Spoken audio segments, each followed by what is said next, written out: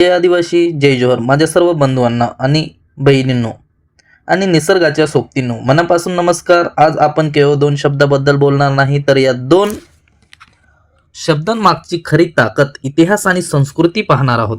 सर्वात आधी बोलूया जय जोहर बद्दल. जोहर म्हणजे केवळ एक साधे नमस्कार नाही, हा शब्द आदराने, सन्मानाने आणि कृतज्ञतेने उच्चारला जातो. जोहर बोलताना आपण एकाच वेळी आपल्या पूर्वजांना आणि ज्यांनी आपल्याला जीवन दिलं त्या मातीला व निसर्गाला वंदन करत असतो.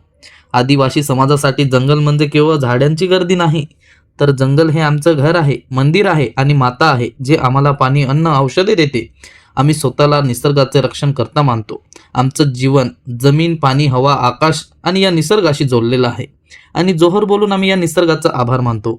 जय जोहर हे फक्त एका जमातीचं अभिवंदन नाही, तर पूर्ण भारतातील 705 अशा अनेक आदिवासी समुदायाचं एकत्र जोडणारं सामायिक नारा आहे. आमच्या सभासदमध्ये, आंदोलनमध्ये आणि औपचारिक कार्यक्रमांमध्ये हे नारं देऊन आम्ही एकजुटीचे आणि सर्वांचा सन्मान व्यक्त करतो.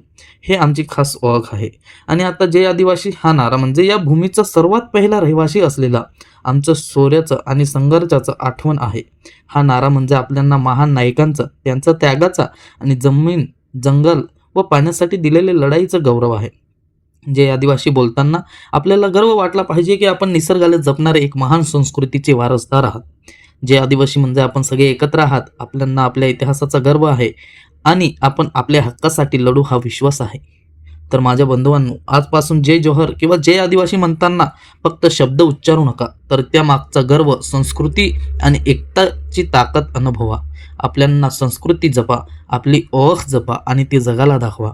हे व्हिडिओ लाईक, शेअर आणि कमेंट नक्की करा आणि चॅनलला सबस्क्राईब करा. आपण आदिवासी कल्चरबद्दल अजून काही बरंच जाणू. म्हणून कमेंटद्वारे नक्की प्रतिसाद द्या की नेक्स्ट टॉपिक कशावर असला पाहिजे. लवकरच भेटू पुढच्या व्हिडिओमध्ये. जय आदिवासी, जय जोहर.